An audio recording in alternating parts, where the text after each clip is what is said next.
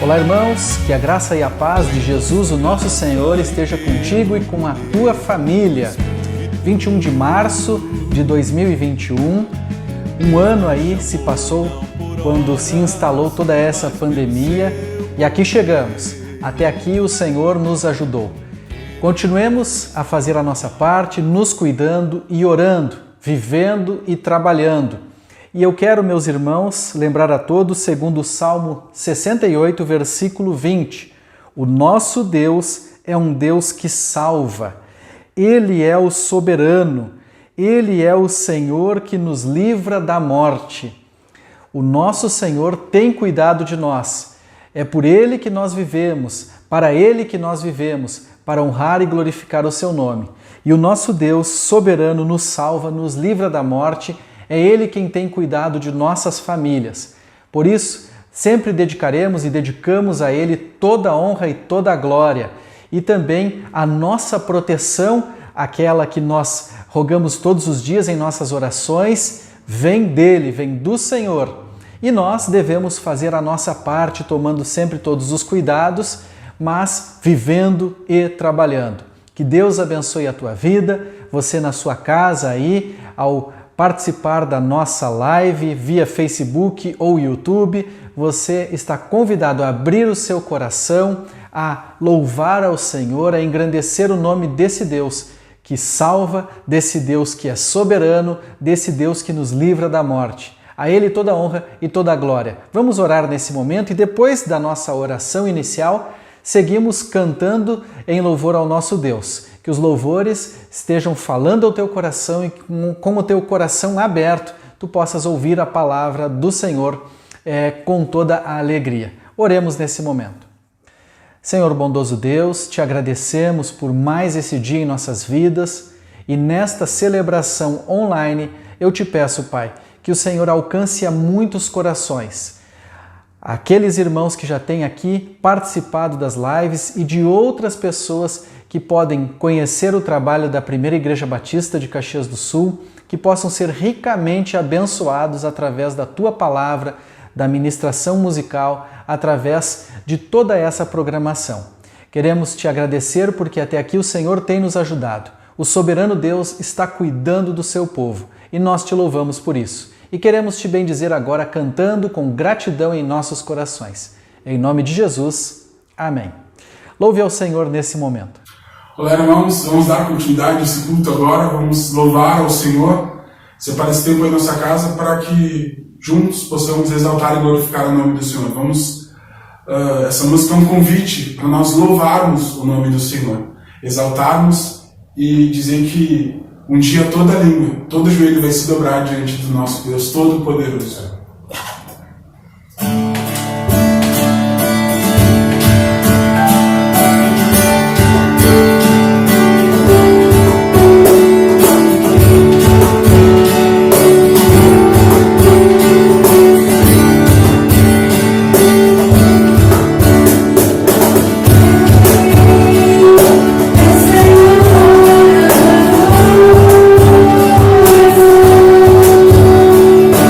Hey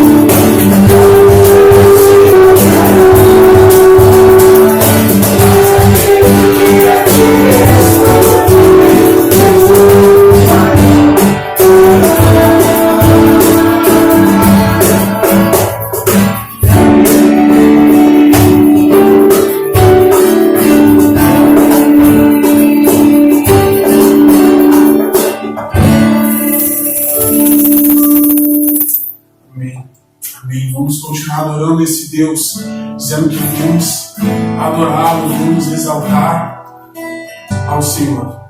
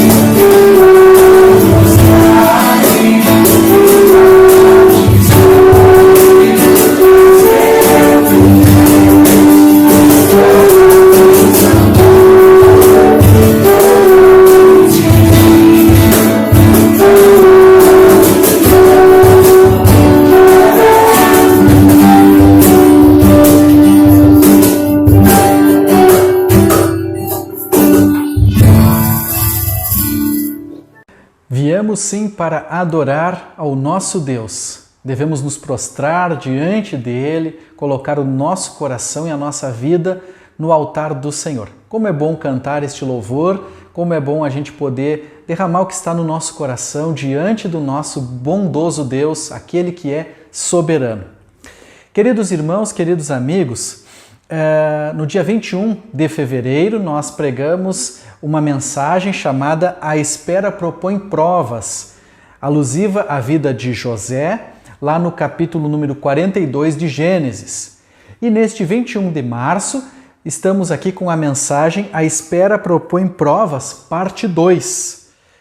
Naquela ocasião, no mês passado, nós vimos que a espera ela propõe provas interessantes, as provas universais e gerais, as provas específicas, e também vimos que as provas que nós recebemos, elas servem para nos tornar mais maduros. E aprendemos muito com este texto de Gênesis capítulo 42, dos versículos de 1 a 24. Hoje nós vamos estar então meditando no capítulo 42 de Gênesis, o mesmo capítulo, porém dos versículos de 25 a 38.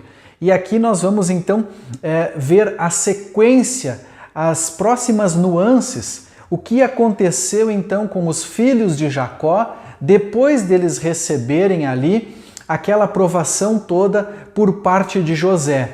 E como é uma sequência, nós vamos observar então outras nuances e outros aprendizados, outras lições interessantes a partir da cena que foi trocada, a partir então da continuidade do texto. Mas quero lembrar os irmãos que saber esperar é uma das atitudes mais sábias que a humanidade pode experimentar. Todos nós poderemos dizer, contar muitas experiências do quanto a espera nos foi importante em alguns momentos das nossas vidas. Também podemos contar quantas histórias ruins aconteceram porque nós não sabíamos esperar. E nós observamos que enquanto esperamos, somos provados e estas provas, elas causam perplexidade. Na segunda parte então da mensagem, aqui em Gênesis 42, nós vamos observar um pouco mais essa questão, de que nem sempre a perplexidade das provas, elas geram a mudança necessária. Mas nós que estamos olhando de fora da história dos irmãos de José, podemos extrair lições bem importantes. E na espera que temos, seja ela qual for, podemos entender as provas e entender a perplexidade que as provas elas nos sobrevêm. Então, meus irmãos, observando o texto, nós vemos também que passamos por situações inusitadas e vamos sempre passar. Todos nós tomamos um susto a cada dia, ou a cada semana, ou a cada mês. E sempre que isto vem de uma prova que estamos passando, nós podemos colher o fruto das lições e termos uma resposta para tudo aquilo que nós passamos. É bem verdade que muitas vezes não teremos resposta para tudo o que passamos e muitas vezes as respostas vão demorar para vir, mas podemos discernir em Deus e na Sua Palavra sobre diversas coisas que nós vamos passar, coisas inusitadas e perplexidades da vida. E aquilo que não tiver resposta, nós podemos entender que o nosso Deus é soberano e que Ele não precisa nos revelar tudo. Uma vez, como diz Deuteronômio 29, as coisas encobertas pertencem ao Senhor. E para toda perplexidade que tiver uma resposta, certamente nós podemos encontrar alívio e podemos então ter aquele sentimento de, puxa, Deus mostrou a sua realidade e me ensinou através desta prova, através da perplexidade dessa prova. E falando em perplexidade, sabemos que ela também serve para nós ficarmos abertos para as novas percepções do que Deus tem para a nossa vida.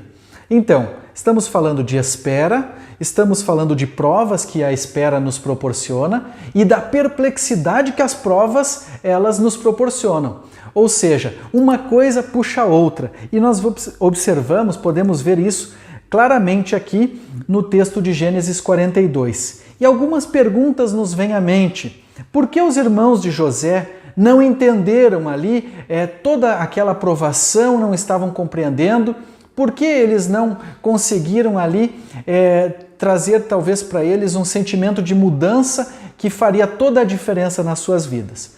Vamos ler então Gênesis capítulo 42, dos versículos de 25 até o versículo 38. Gênesis 42, você pode abrir a sua Bíblia aí na sua casa, ou mesmo você pode acompanhar a nossa transmissão. Gênesis capítulo 42, de 25 a 38, que diz assim: Em seguida, José deu ordem para que enchessem de trigo as suas bagagens e devolvessem a prata de cada um deles, colocando-as nas bagagens, e lhes dessem mantimentos para a viagem. E assim foi feito. Eles puseram a carga de trigo sobre os seus jumentos e partiram. No lugar onde pararam para pernoitar, um deles abriu a bagagem para pegar forragem para o seu jumento e viu a prata na boca da bagagem. E disse a seus irmãos: devolveram a minha prata, está aqui na minha bagagem. Tomados de pavor em seu coração, e tremendo, disseram uns aos outros: que é isto que Deus fez conosco? Ao chegarem à casa de seu pai Jacó, na terra de Canaã, relataram-lhe tudo o que lhes acontecera, dizendo: o homem que governa aquele país falou asperamente conosco e nos tratou como espiões. Mas nós lhes asseguramos que somos homens honestos e não espiões. Dissemos também que éramos 12 irmãos, filhos do mesmo pai, e que um já havia morrido, e que o caçula estava com o nosso pai em Canaã. Então, o homem que governa aquele país nos disse: vejamos se vocês são honestos. Um dos seus irmãos ficará aqui comigo, e os outros poderão voltar e levar mantimento para matar a fome de suas famílias. Tragam-me, porém, o seu irmão caçula, para que eu comprove que vocês não são espiões, mas sim homens honestos. Então lhes devolverei o irmão e autorizarei a fazer negócios nessa terra. Ao esvaziarem as bagagens, dentro da bagagem de cada um estava a bolsa cheia de prata. Quando eles e seu pai viram as bolsas cheias de prata, ficaram com medo. E disse-lhes seu pai Jacó: vocês estão tirando meus filhos de mim.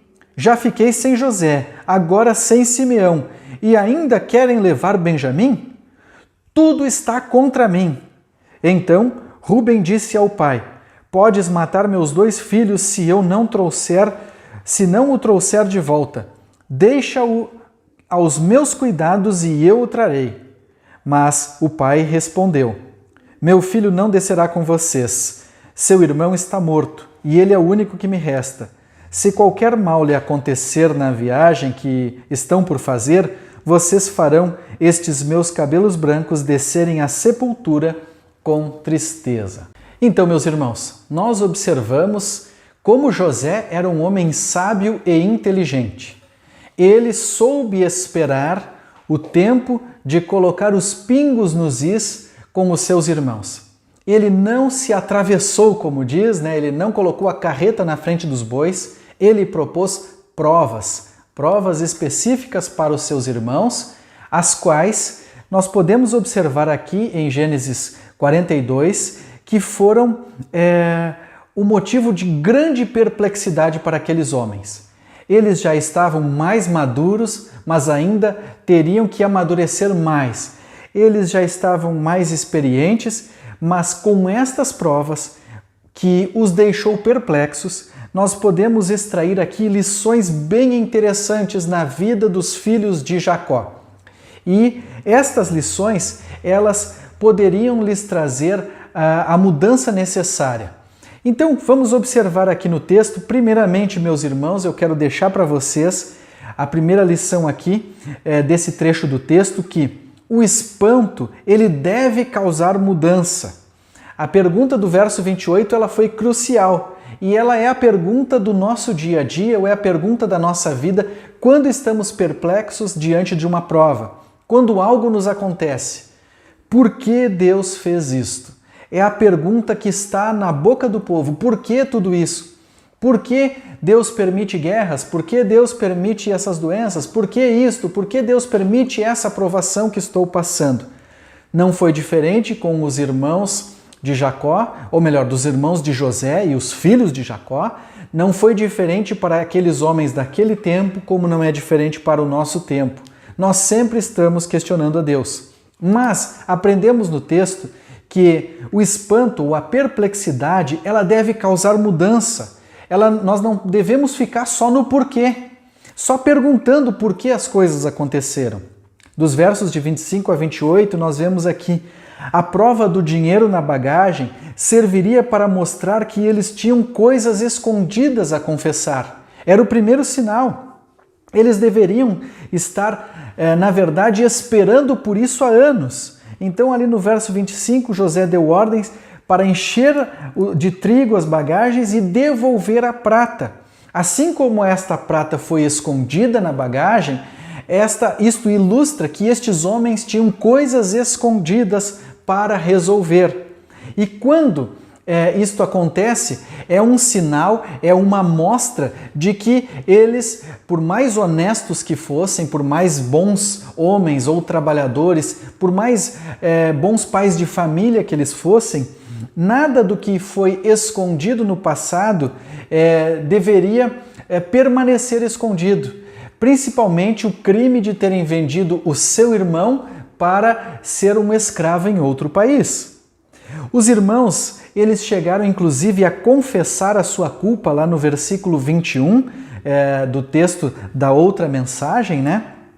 Eles disseram assim: certamente estamos sendo punidos pelo que fizemos ao nosso irmão. Vimos como ele estava angustiado quando nos implorava por sua vida, mas não lhe demos ouvido, por isso nos sobreveio essa angústia.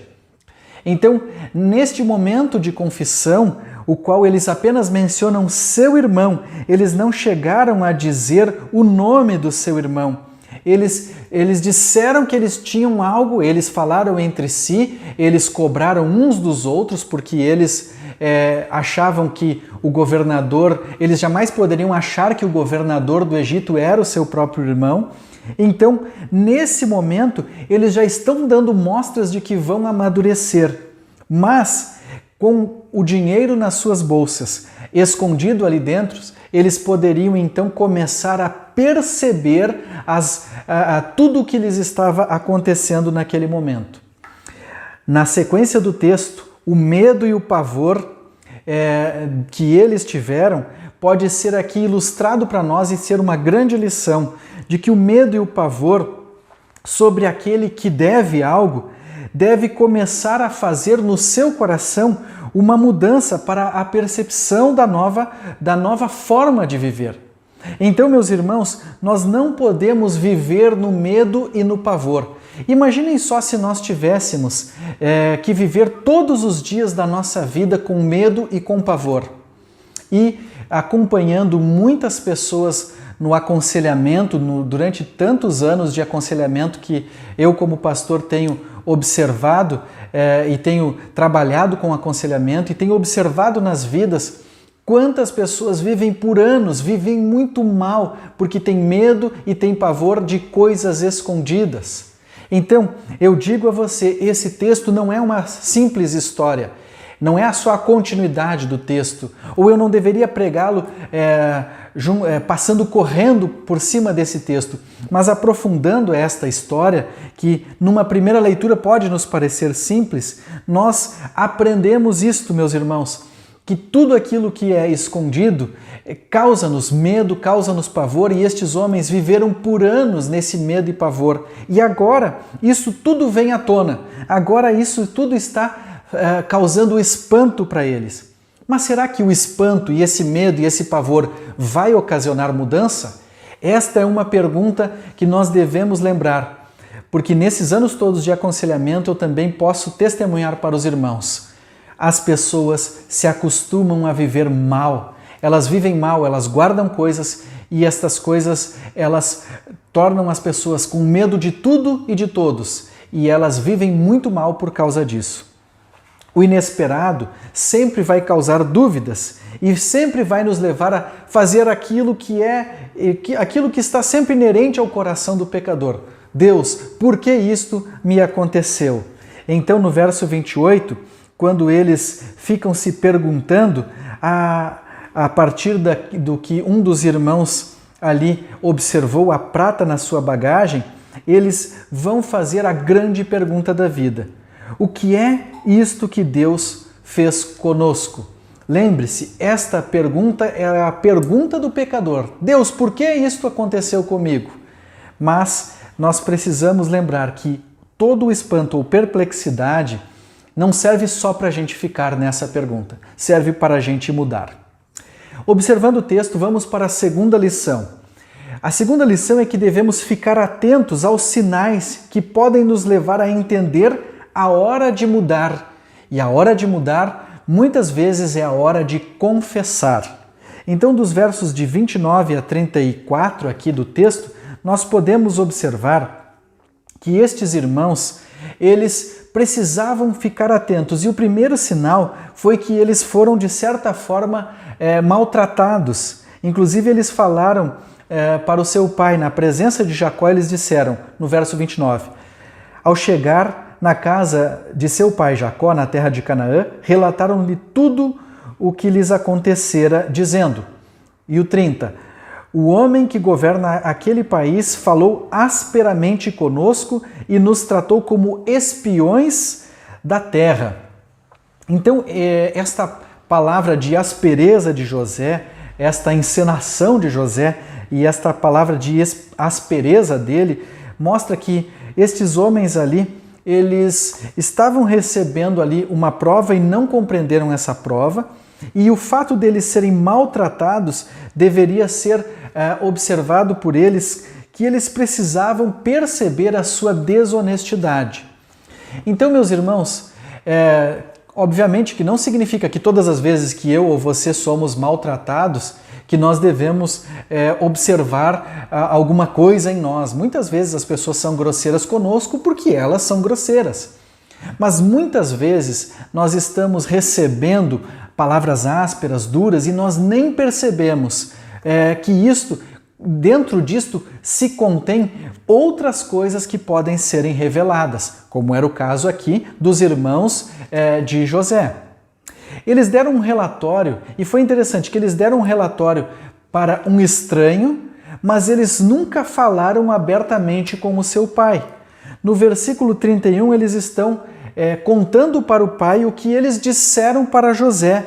Até então, ali, um estranho para eles, porque José não tinha se revelado a eles. No verso 31 e 32, ele diz assim, mas nós lhes asseguramos que somos homens honestos e não espiões.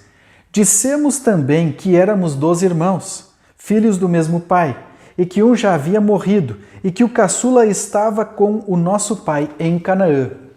É muito interessante esse testemunho, ou muito interessante esse relato dos filhos de Jacó. Para o estranho, governador do Egito, eles foram totalmente honestos, eles disseram quem eles eram.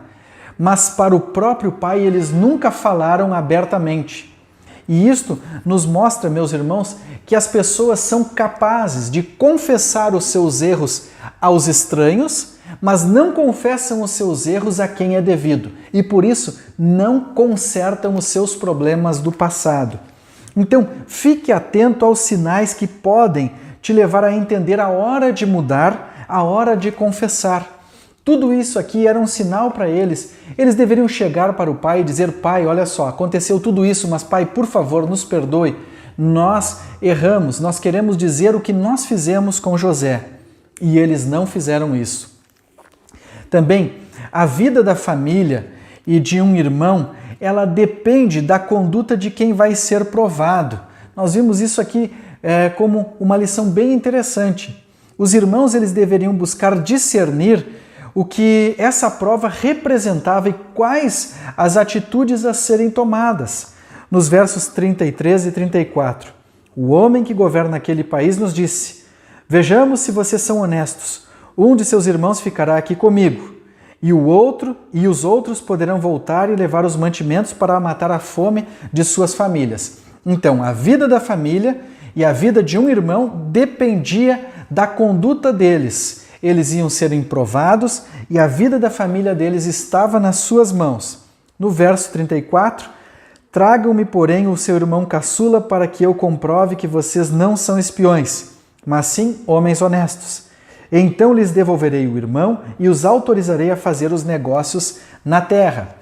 Esta esta prova aqui, este desfecho da prova dos versos 33 e 34 mostram que estes homens, eles estavam com a vida da sua família nas suas mãos. E isto era um sinal para eles. Eles tinham que consertar o seu relacionamento familiar. Eles tinham que levar a comida, tinham que resgatar o seu irmão, eles tinham que cuidar do irmão caçula, eles tinham grandes provas pela frente. Será que eles iriam fazer isto? Será que eles iriam vencer a perplexidade? Pense nisso. E queridos irmãos, por que eu disse para os irmãos pensarem? Porque as provas, elas nos apresentam situações inusitadas, nos causam perplexidade. E a terceira lição, eu quero comentar com vocês, é que a perplexidade ela aumenta, mas nem sempre a confissão curadora de vidas e famílias aparece. A perplexidade aumenta, mas nem sempre vem a confissão curadora de vidas e de famílias. Eu quero dizer com isso que nós ficamos apavorados com tudo o que Deus está nos mostrando. Deus está nos mostrando assim, estampado na nossa cara, que devemos mudar, que devemos consertar as coisas, mas somos tão acostumados a guardar segredos que deveríamos confessar, a guardar pecados que deveríamos confessar, que nós acabamos por viver mal. E vivendo mal, nós fazemos aquilo que desagrada ao Senhor. Então, meus irmãos, aqui nós observamos dos versos de 35 a 38. Até então, eles estavam perplexos porque encontraram a prata em uma bagagem. De repente, eles vão abrir todas as bagagens diante do seu pai. O dinheiro não estava apenas em uma bolsa, mas todos seriam provados. Não era somente um, todo o coletivo ali dos filhos de Jacó foram provados nesse momento. Nós observamos aqui que isto abalou todas as estruturas deles. Inclusive no verso 36, Jacó diz: vocês estão tirando os meus filhos de mim. Já fiquei sem José, agora sem Simeão, e ainda querem levar Benjamim. Tudo está contra mim. Na verdade, Jacó, depois da morte de Raquel, houveram um turbilhão de problemas na vida de Jacó. Todas as coisas ruins que poderiam acontecer, aconteceram na vida de Jacó. E então nós observamos este seu lamento. Então, se eles já estavam perplexos porque acharam o dinheiro na bolsa, eles não identificaram que isto era um sinal de que se eles tinham algo escondido lá no passado, a prata na bolsa seria então ali uma ilustração do que eles guardavam como segredo, e um segredo, podemos dizer, sinistro das suas vidas. Agora, essa provação estava causando perplexidade ainda maior. Ou seja, tem situações ruins na nossa vida e tem situações que são ruins e que pioram. Tem provações que vêm como uma avalanche, e foi o que aconteceu na vida de Jacó nesse momento, na vida dos filhos de Jacó nesse momento. Então, se estava ruim, piorou, a perplexidade aumentou, mas nem assim eles confessaram para o seu pai o seu problema. Isto só vai acontecer mais tarde. Então eu quero, com esta mensagem, com esta reflexão, fazer com que os irmãos pensem, assim como eu estou pensando, de que vale a pena guardar tanto assim determinados segredos? Será que nós não deveríamos correr para os braços do Pai e confessá-los todos eles ao Pai? Será que também não devemos confessar alguns erros aos nossos familiares, aos nossos entes queridos, como era o caso aqui dos filhos de Jacó? Devemos fazer a nossa parte nesse sentido. E aí também vale uma dica muito preciosa desse texto. Não adianta remediar uma situação com palavras quando a confissão sincera é o único remédio. No verso 37, Rúben, ele se levanta diante do pai, o pai está desolado com toda a situação, todo mundo ali apavorado, e ele diz assim: podes matar meus 2 filhos se eu não o trouxer de volta. Deixa-o aos meus cuidados, eu o trarei. Então Rúben diz assim: eu vou trazer Benjamim de volta. Se alguma coisa acontecer com ele, o Senhor pode matar os meus 2 filhos. Nós observamos que Jacó nem deu atenção a isso, porque nós vivemos fazendo como Rúben, nós queremos remediar as situações. Nós queremos remediar as situações dizendo: Deus, se o Senhor resolver o meu problema, eu vou me dedicar na tua obra assim.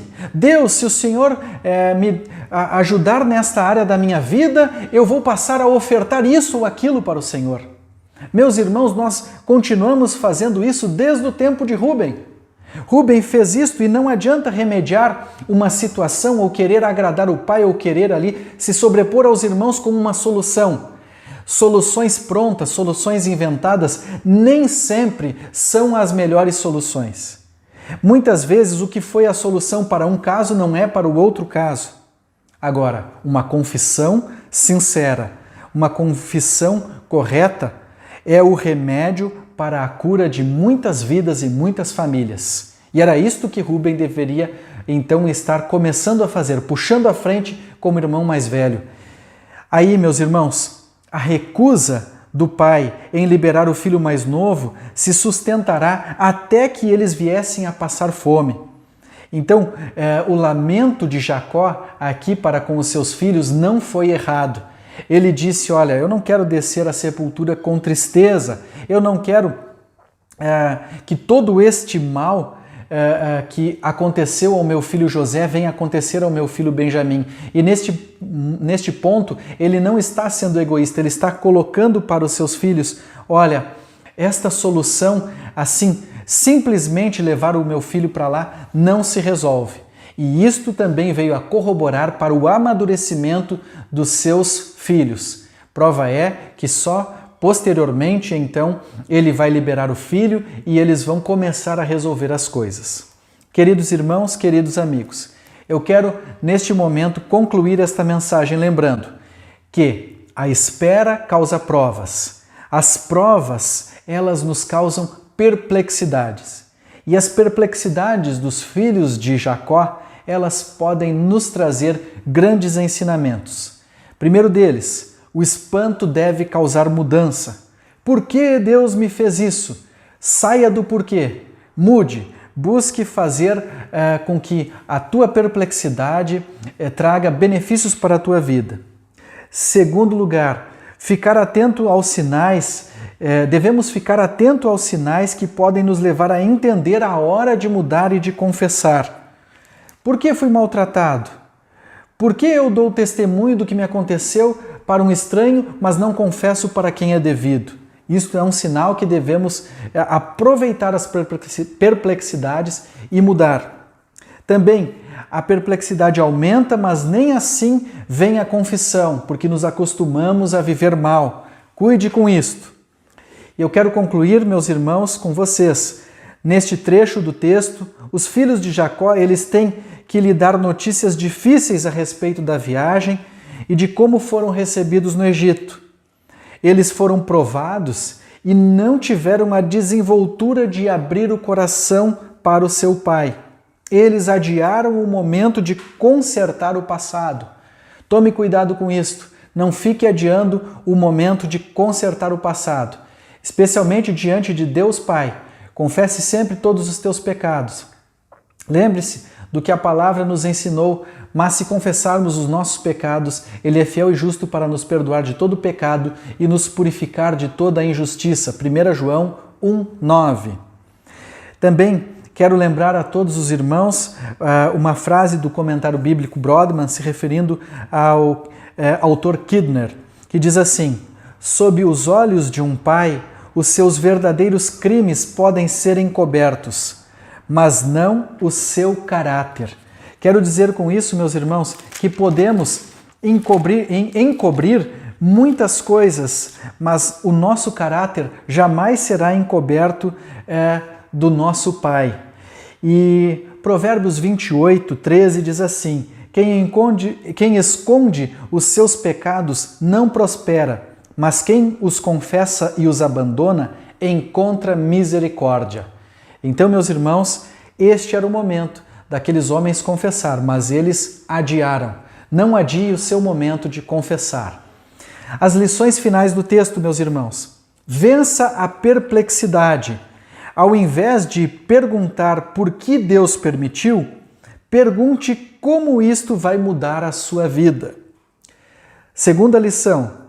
O pecado não confessado propõe as mais inusitadas provas de honestidade. Além disso, atrasa a vida do pecador não confesso e dos envolvidos em tudo o que ele cometeu como ato pecaminoso. E terceira lição, devemos aproveitar as oportunidades para consertar o passado e não protelar as resoluções importantes para a vida. Com esta mensagem, com esta palavra, eu espero que os irmãos ouvintes estejam sendo aliviados de muitos pesos que carregam há bastante tempo. Que a graça de Deus Pai, as consolações do seu Santo Espírito e o poder de Jesus estejam contigo e com a tua família. Um forte e afetuoso abraço.